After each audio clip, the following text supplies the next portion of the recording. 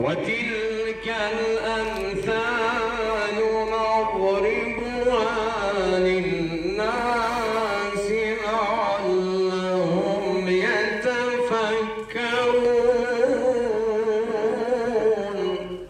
عما يشركون هو الله الخالق البارئ المصور له الأسماء الحسنى يسبح له ما في السماوات والأرض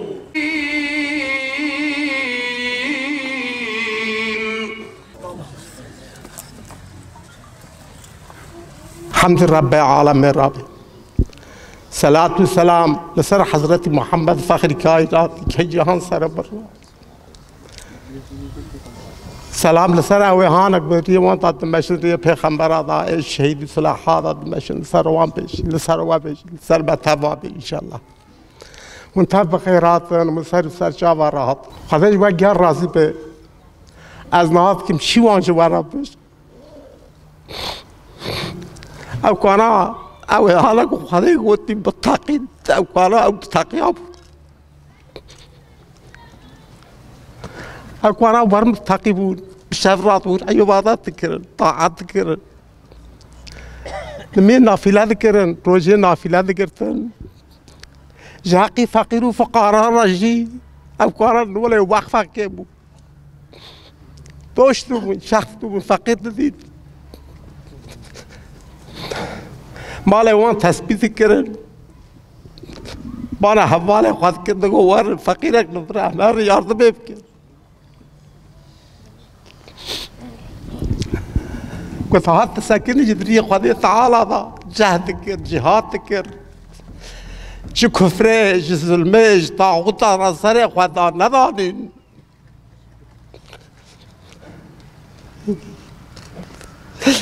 شاهد بالله شکری دگو کو حتی خونی عالم ما دوری خدا دا نرز دینی خدا حاکم نابه دگو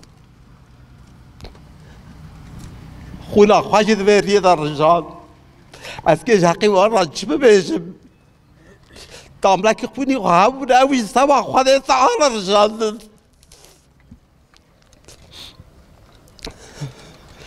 سبیر را دو اجیران خوابم تقول راب تقول راب يا راب تقول راب همار رجع من يا خوي سبب كن حتى نهار راكتي بس تقول امريكنا وزوب قاده gerçekten جوارگاه از پشمانم نه ادم خازم حياتنا خابينا ودر باس بكرا الحمد لله امريم ورا دمشن او ادبيننا الحال داره من حوال خوانا من دوست خوانا من در بعض هاتنا و تفسر جاوه مراتنا خدا تعالى جواك يا راضي به رحمه خدا الموت هبه خدا تعالى مدريان ما دا بمشيده حتى الرؤيا قيامت جوانا جبير نابن چونكو من سيد شهداء حضرت حمزه رضي الله عنهما ondan sonra bütün şehida cibir nebun, vana cibir nebun, vana ki veri vanra devam ki hatta kıyamete. Bugün burada bir araya gelmemizin, toplanmamızın gayesi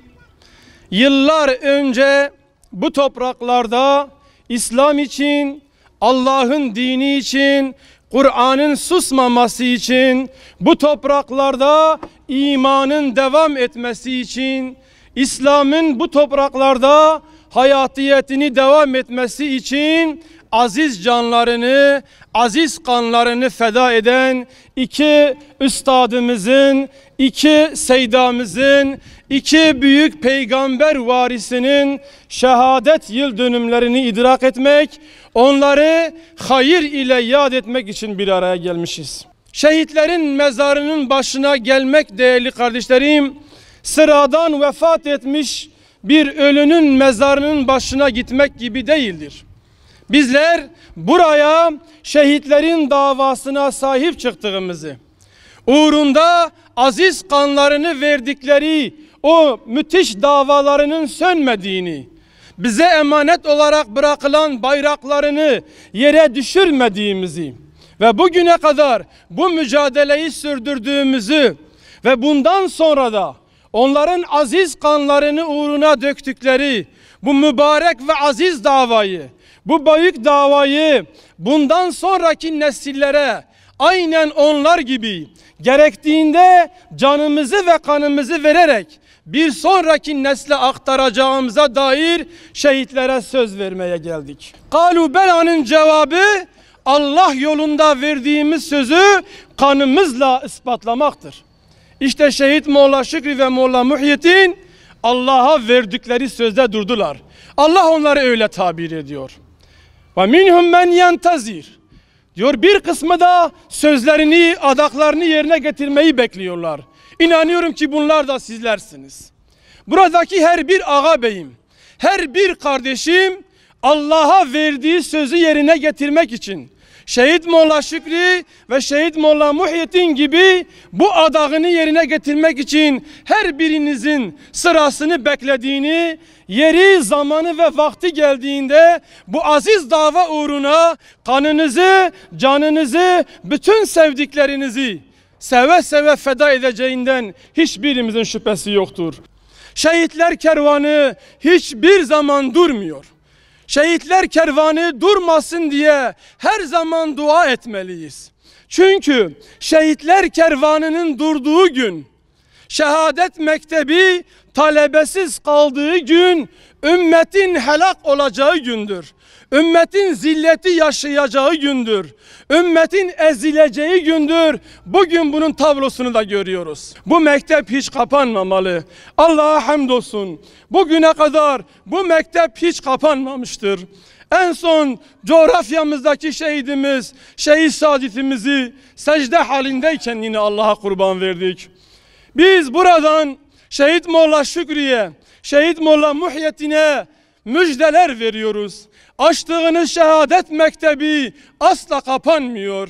Bırakmış olduğunuz bayrak hala dalgalanıyor. Biz buradan onlara selam söylüyoruz ve onun müjdesini veriyoruz. Eğer o gün bu azizlerimiz canlarını feda etmeselerdi, kanlarını feda etmeselerdi, göğüslerini küfrün bela ve musibetlerine açmasalardı, göğüslerini o mermilere açmasalardı, bugün biz bu topraklarda İslam'dan bahsedemezdik.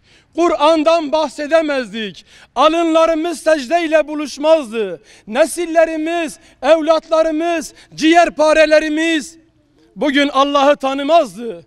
Ve bu toplum cehenneme yürüyen bir toplum olacaktı. Ama aziz kanlarımızın yüreği buna dayanmadı. Canlarını siper ettiler, hayatlarını siper ettiler, sevdiklerini feda ettiler. Yeter ki bu topraklar İslamsız ve Kur'ansız kalmasın. Şehitlerin bize bırakmış olduğu bu mirası bir sonraki nesle aktarmayı bizlere nasip etsin. Allahu Teala şehitlerimizin göstermiş olduğu fedakarlığı, itaatı, samimiyeti, fedakarlığı, ihlası, cesareti cümlemize nasip eylesin.